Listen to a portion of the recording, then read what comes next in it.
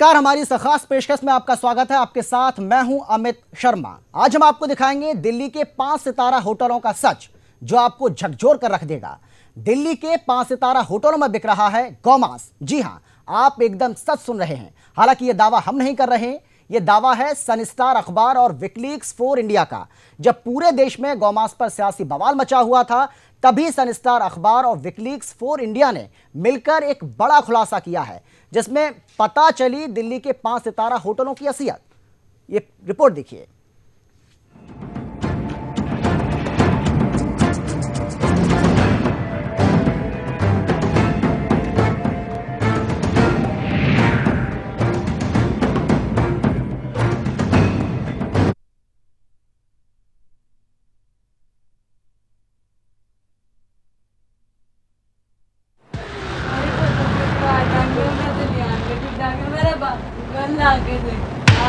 दिल्ली से सटे दादरी में अखलाक का मामला हो, कश्मीर के अनंतनाग का रहने वाला ट्रक ड्राइवर जाहिद रसूल बट की हत्या का मामला हो, या फिर हिमाचल के नाहन में हुई सहारनपुर के रहने वाले नोमान की हत्या का मामला हो, इन सब को हिंसक भीड़ ने संवेदनाओं के नाम पर सिर्फ बीफ खाने या रखने की अफवाह पर ही मौत के घाट उतार दिया। हत्याएं होती रहीं और राजनीतिक पारा चढ़ता रहा, और छोटी बड़ी हर राजनीतिक पार्टी ने इस मुद्दे को अपनी ही तरह से भुनाने की पूरी कोशिश की। जब मुद्दा उठा तो हमारे राजनेताओं के बयानों की बाढ़ सी आ गई। किसी ने हत्याओं की निंदा की तो किसी ने इसे जायज तक ठहरा दिया। किसी ने तो गौ वंश की हत्या रोकने के लिए मरने मारने तक की बात कह डाली। उस परिवार में गौमांस बना है और गौ के मांस को खा करके कौन बर्दाश्त करेगा कि मेरी माँ के ऊपर कुल्हाड़ा चले और मैं चुप बैठ जाऊं। जब गौ हत्या पूरी तरह प्रतिबंधित है, तो उस सब के बावजूद गौ तस्करी या गौ हत्या या गौ का मांस परोसा जाना, यह भी कानूनन जुर्म है। और कुछ दिनों पहले दिल्ली के केरल भवन में बीफ बिकने की सूचना दिल्ली पुलिस को मिली थी, जिसे झूठा पाया गया या झूठा करार दे दिया गया। लेकिन सनस्टार और विकिलीक्स फॉर इंडिया की खास तहकीकात में राजधानी दिल्ली में सरकार की नाक के नीचे 5 सितारा होटलों में गौमांस बिकने की पुष्टि हुई है। विकिलीक्स फॉर इंडिया और सनस्टार अखबार खुलासा करेगा एक ऐसे घिनौने सच का जिसे सुनकर आपके रोंगटे खड़े हो जाएंगे। एक ऐसा सच जो आपको सोचने पर मजबूर कर देगा कि कैसे इस भारत देश में करोड़ों लोगों की भावनाओं और देश के कानून को तार तार कर कोई अपना गोरख धंधा चला रहा है। आज विकिलीक्स फॉर इंडिया और सनस्टार अखबार खुलासा करेगा भारत की धरती पर होने वाले अब तक के सबसे घिनौने कलंक कथा का। In which form you have? Tenderloin, right? Yeah, tenderloin. Tenderloin is another part of that actually. We have. Oh, we have a good choice for them. Okay. Whatever they want, I have everything in my menu.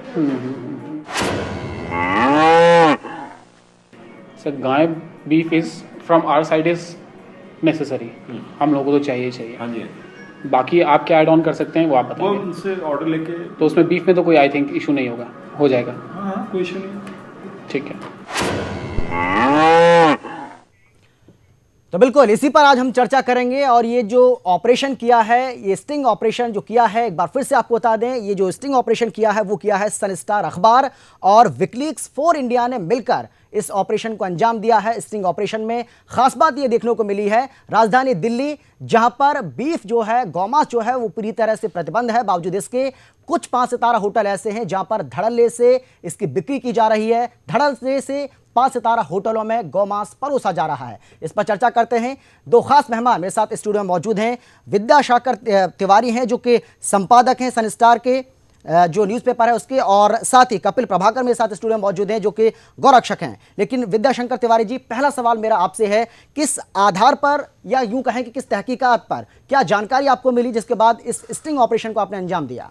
देखिए, जो हम लोगों ने इस पूरी story इसमें छापी है, हुआ क्या था कि जिस समय देश में सबसे ज़्यादा हंगामा गोमांस को लेकर के फैला हुआ था, दादरी घटना हो चुकी थी, उसके बाद ये एक बहुत गंभीर सवाल था कि जहाँ पे पूरा सिस्टम बैठा हुआ है वहाँ पे क्या हो रहा है। क्योंकि होता क्या है कि सामान्य तौर पे जब भी आप कोई बात कहते हैं तो जो सिस्टम है उसको पहला उसका काम होता है उसको नकार देना।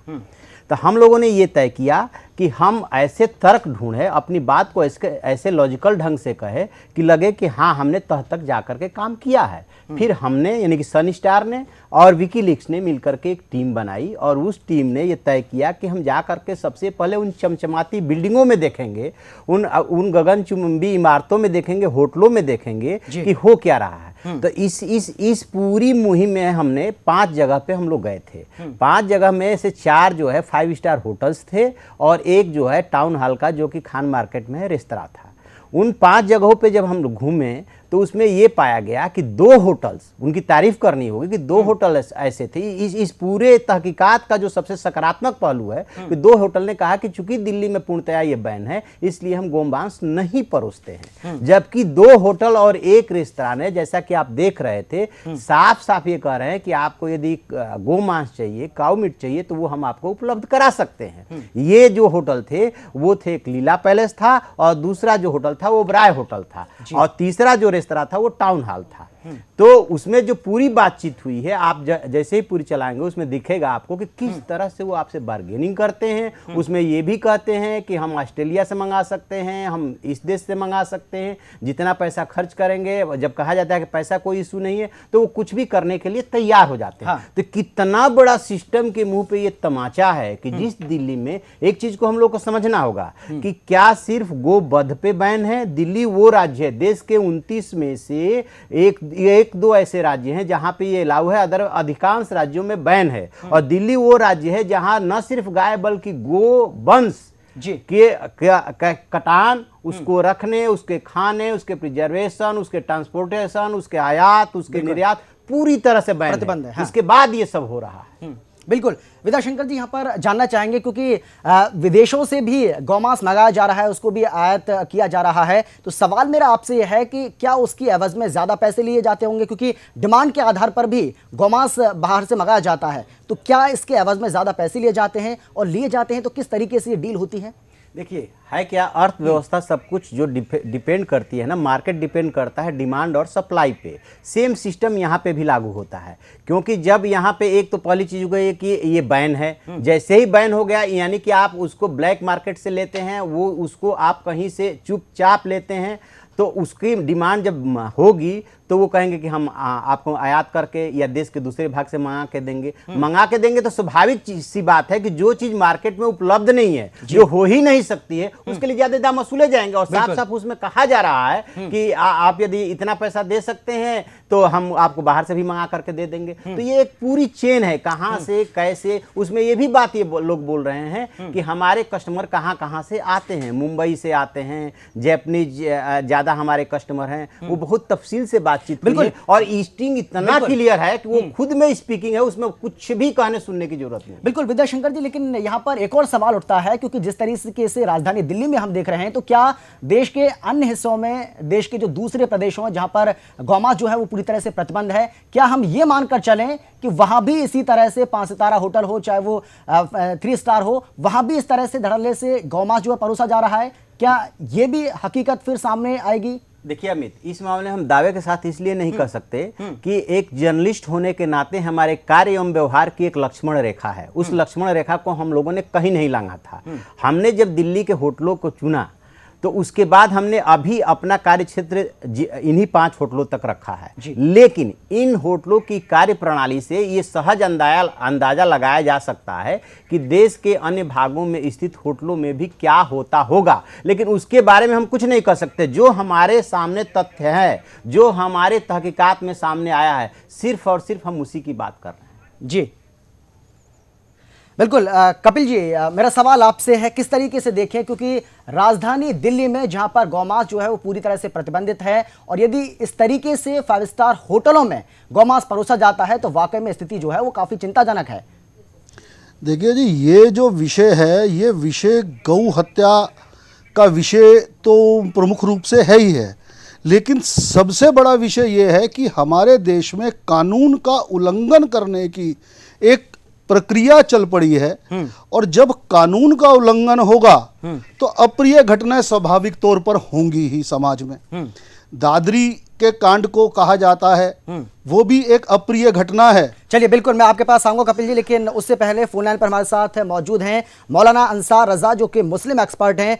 मौलाना अंसार रजा जी, पहला सवाल मेरा आपसे यह है, किस तरीके से देखें, क्योंकि राजधानी दिल्ली में जहां पर पूरी तरह से बैंड है गौमांस, अगर वहां पर इस तरीके से 5 स्टार होटलों में गौमांस परोसा जाता है तो स्थिति काफी चिंताजनक है, और वो भी ऐसे में जबकि सियासी बवाल मचा हुआ है। अरविंद केजरीवाल लगातार ये बात कहते हैं कि वो गौ भक्त हैं, गाय की पूजा करते हैं, गौमांस नहीं खाना चाहिए।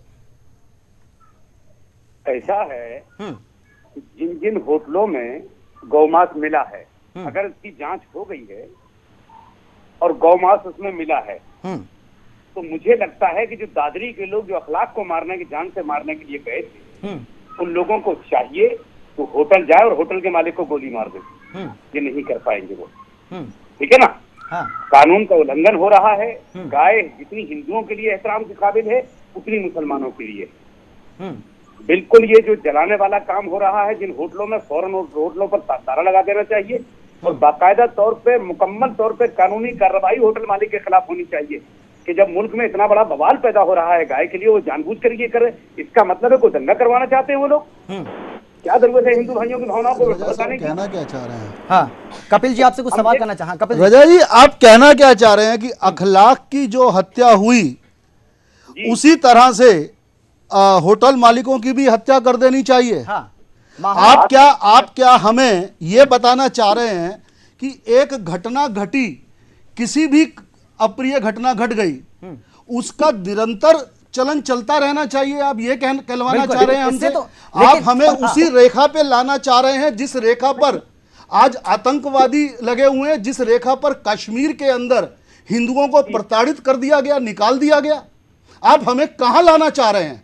आप ये चाहते हैं कि हम भी देश के अंदर बंटवारे की लहन पर रहें? कृपा करके मैं आदर के साथ आपको कहना चाहूंगा कि देश को बांटने की जो मृग तृष्णा है आप लोगों में, वह हम पूरी नहीं होने देंगे। वह मृग तृष्णा कभी पूरी नहीं हो सकती आपकी। अरे जवाब तो सुनिए, जवाब तो सुनिए।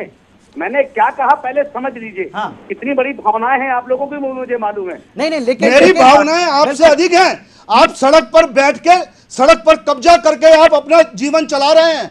आप रजा जी, मैं आपको जानता नहीं क्या? सड़क पर आपने कब्जा किया हुआ है। उनकी बात सुन लेते हैं कपिल जी। हाँ, आप सुन लीजिए, सवाल हो गया आपका ना। चलिए बोलिए आप। हाँ बोलिए। जिन होटलों में गौमांस मिला है, फौरी तौर पर उन होटलों में ताला लगा देना चाहिए, और जो कानून का उल्लंघन कर रहा है, गाय की बेइज्जती कर रहा है, उसके खिलाफ सख्त से सख्त कानूनी कार्रवाई होनी चाहिए। हमारे कहने का मतलब ये है, पहले बात को समझ लें। मौलाना अंसार जी, आपने कहा कि उनको गोली मार देनी चाहिए, लेकिन इससे तो माहौल और ज्यादा बिगड़ेगा ना। अब लगातार देश में हाँ, इंटॉलरेंस की बात की जा रही है, कई तरह की बातें की जा रही हैं, नरेंद्र मोदी के खिलाफ आवाज उठाई जा रही है, और अगर ऐसे में कुछ किया जाता है तो इससे तो माहौल और ज्यादा बिगड़ेगा, और आपका बयान तो माहौल को बिगाड़ने वाला ही है। नरेंद्र मोदी साहब के खिलाफ जो आवाजें उठ रही हैं, हम 6 महीने से चिल्ला रहे हैं कि गाय के खिलाफ मुकम्मल तौर पर पाबंदी लगाई जाए। जो लोग गौकशी कर रहे हैं उन पर सख्त कार्रवाई की जाए। क्यों हुकूमत नहीं कदम उठा रही है? जाहिर सी बात है, प्राइम मिनिस्टर पर उंगली उठेगी। अब क्यों कानून नहीं ला रहे हैं? ऐसा हम साथ देते हैं। हम हिंदुस्तान के मुसलमानों से अपील करते हैं कि जो लोग गाय काट रहे हैं उनके खिलाफ सख्त कार्रवाई हो।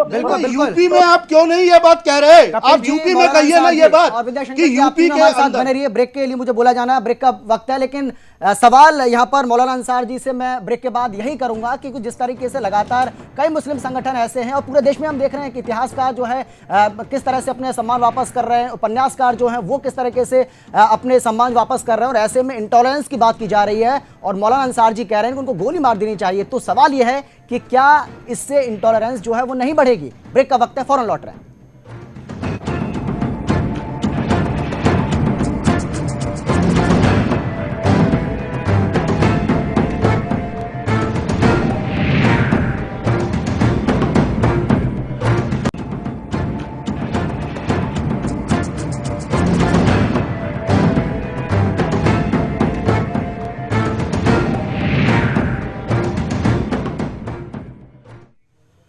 तो ऑपरेशन गाय में आज हम बात कर रहे हैं किस तरीके से राजधानी दिल्ली में कुछ 5 सितारा होटल ऐसे हैं उनमें गौमांस जो है वो भारी मात्रा में परोसा जा रहा है और बाकायदा जब इसकी डिमांड की जाती है तो विदेशों से भी गौमांस उनके लिए उपलब्ध कराया जाता है और इसकी एवज में काफी ज्यादा पैसे जो हैं वो ऐंठे जाते हैं। इससे आप अंदाजा लगा सकते हैं कि कानून व्यवस्था की किस तरह से धज्जियां उड़ाई जा रही हैं, धार्मिक आस्था की किस तरह से धज्जियां उड़ाई जा रही हैं, किस तरीके से उनके साथ खिलवाड़ किया जा रहा है। आम आदमी पार्टी की सरकार है राजधानी दिल्ली के अंदर और उसकी नाक के नीचे ये सब कुछ हो रहा है, लेकिन उसको इस बारे में कुछ भी खबर नहीं है कि पूरी तरह से वो बेखबर बने हुए हैं या तो जानबूझकर बने हुए हैं या फिर उन्हें इस बारे में जानकारी नहीं है। लेकिन ऐसा हो नहीं सकता कि जब आपकी सरकार हो और आपको ये नहीं पता, क्योंकि सवाल यहां पर मैं आपसे लेना चाहूंगा कपिल जी, क्योंकि जब भी किसी होटल को सरकार लाइसेंस देती है तो उसमें पूरी जांच पड़ताल की जाती है, देखा जाता है कि मेन्यू में आपके क्या क्या होगा। तो क्या जो लाइसेंस दिया जाता है उसमें ये सारी चीजें नहीं देखी जाती हैं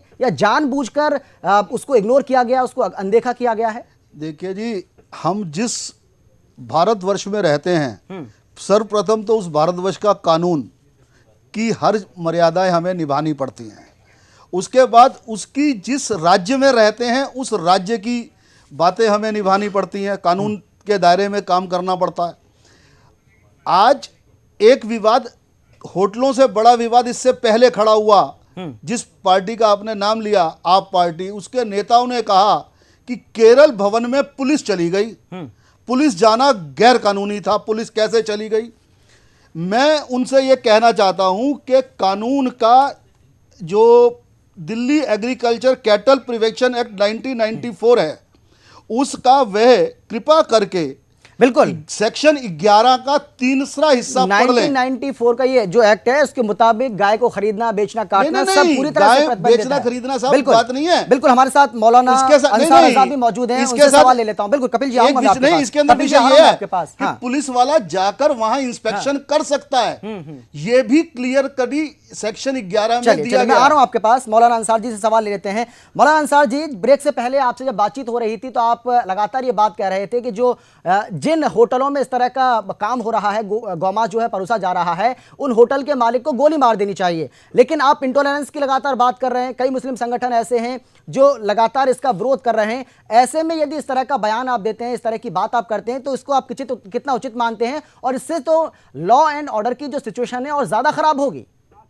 पहले मेरी बात समझ लीजिए। मेरे कहने का जो मतलब था तो कपिल जी गलत ले गए। मैंने ये कहा है कि जिन लोगों ने अखलाक को मारा था, क्या वो होटल मालिकों को गोली मारेंगे जब उन्हें पता चल गया कि यहाँ गोट से नहीं मारेंगे? और ना मारना चाहिए, ये कानून का उल्लंघन होगा। हमारे तो क्या कानून, ऐसे तो कानून को अपने हाथों में लेने वाली बात हो गई ना। फिर कानून कहाँ जाए? कानून अपना काम करना चाहिए, कानून अपना काम करेगा। विश्व हिंदू परिषद इस बात को कह चुकी है कि जो आदमी गौकशी करेगा, अगर कानून लेट करेगा तो हम डंडे उठाएंगे, हम कानून अपने हाथ में लेंगे। ये विश्व हिंदू परिषद कह चुकी है। नहीं जी, विश्व हिंदू परिषद के किस व्यक्ति ने यह कहा? जरा रिका जी मुझे इसका नाम बता दें आप। मैं विश्व हिंदू परिषद के नेताओं को बढ़िया अच्छी तरह जानता हूँ, उनमें से एक नेता का नाम लीजिए जिसने ये बात कही है। कपिल साहब, मैं नाम बता रहा हूँ। नाम बताइए आप। नाम बता रहा हूँ। नाम बताइए। विनोद बंसल जी ने यह बात नहीं बोली है, उन्होंने ये कहा है। मैं उनकी स्टेटमेंट आपको याद दिला देता हूं रजा जी, मुझे उनकी स्टेटमेंट याद है। उन्होंने ये कहा था कि यदि पुलिस अपना काम नहीं करेगी, कानून व्यवस्था अपना काम नहीं करेगी, तो आखिरकार जनता को डंडा लेकर खड़ा होना पड़ेगा। तो वह क्या होगा? बिल्कुल, वो तो सिविल वॉर हो जाएगी। चर्चा हमारी जारी रहेगी, लेकिन इस बीच आपको बता दें कि कांग्रेस एक मार्च कर रही है, असहिष्णुता को लेकर ही ये मार्च हो रहा है। ये सीधी तस्वीरें आपको हम दिखा रहे हैं। कांग्रेस अध्यक्ष सोनिया गांधी और उपाध्यक्ष राहुल गांधी के नेतृत्व में कांग्रेस ये मार्च कर रही है। संसद भवन से लेकर राष्ट्रपति भवन तक ये मार्च होगा और आप देख सकते हैं ये मार्च यहाँ पर किया जा रहा है। राष्ट्रपति से कल मुलाकात भी की थी सोनिया गांधी ने और लगातार कांग्रेस जो है वो इस बात को कह रही है कि देश में असहिष्णुता जो है वो लगातार बढ़ती जा रही है, कानून व्यवस्था का माहौल उड़ाया जा रहा है। कई तरह की बातें कांग्रेस यहाँ पर कर रही है, लेकिन सवाल कांग्रेस से भी बनता है क्योंकि कई तरह के दंगे उसके राज में भी हुए हैं। 1984 के दंगों का प्रधानमंत्री नरेंद्र मोदी ने जिक्र किया है और शायद कांग्रेस के पास इसका जवाब भी नहीं है। चलिए चर्चा पर हम वापस आते हैं। हमारे संवाददाता आलोक झा फोन लाइन पर हमारे मौजूद हैं। आलोक, क्या कुछ जानकारी मिल रही है? मार्च जो है वो शुरू हो चुका है, कौन कौन इसमें मौजूद है? देखिए, कांग्रेस के वर्किंग कमेटी के जितने भी मेंबर हैं सभी इसमें मौजूद हैं। साथ में दिल्ली कांग्रेस के जितने भी नेता हैं, जितने भी पूर्व विधायक हैं, जितने भी पूर्व मंत्री हैं, वो सब मौजूद हैं। हरियाणा से भी नेता आए हैं और राजस्थान से अशोक गहलोत और राजस्थान कांग्रेस के अध्यक्ष जो है वो भी मौजूद है। और जब हमारी बात हुई तो वो सीधे सीधे कांग्रेस के नेता यही कह रहे हैं कि जिस तरह से माहौल बना है पिछले 1 से 1.5 साल के दरमियान, जिस तरह से उसे देखते हुए इतिहासकार, उसे देखते हुए फिल्म स्टार यानी जितने कलाकार हैं, जितने बुद्धिजीवी वर्ग है, वो जो है अपने पुरस्कार वापस लौटा रहे हैं। ये इस बात का सबूत है कि आखिर इन 1.5 साल के दरमियान जो है देश का माहौल कैसा बना है। प्रधानमंत्री चुप है, प्रधानमंत्री कुछ कहते नहीं है और उनके जो सहयोगी MP है, सहयोगी नेता है, वो अपनी मर्जी से बोलते हैं, अपनी मर्जी से काम करते हैं, जिससे देश का जो है वो जो हालात है। बिल्कुल, शुक्रिया आलोक आपका इस तमाम बातचीत के लिए। और मैं माफ़ी चाहूँगा, आगे विद्याशंकर जी आपसे कम सवाल मैं कर पाया क्योंकि समय की कमी है। विद्याशंकर जी आपका, कपिल जी आपका और मौलाना अंसार जी, आप तीनों का बहुत बहुत शुक्रिया इस चर्चा में शामिल होने के लिए। लेकिन सवाल यही है कि आम आदमी पार्टी की जो सरकार है आखिर वो कर क्या रही है? क्या पुलिस से ही उसकी लड़ाई है? क्या पुलिस को ही वो निशाना बनाएगी? क्योंकि कहीं ना कहीं जब आप राज्य में आपका शासन है, आपकी सरकार है, तो आपकी भी जिम्मेवारी बनती है कि इस तरह के जो भी कानून से जुड़े काम हो रहे हैं, कानून व्यवस्था की जिस तरह से खिल्ली उड़ाई जा रही है, गौमांस परोसा जा रहा है, पूरी तरह से प्रतिबंध है, तो उसकी भी जिम्मेवारी बनती है कि इस तरह के लोगों के खिलाफ सख्त से सख्त कार्रवाई हो। तो फिलहाल हमारी इस खास पेशकश ऑपरेशन गाय में इतना ही। मुझे दीजिए इजाजत। जय हिंद।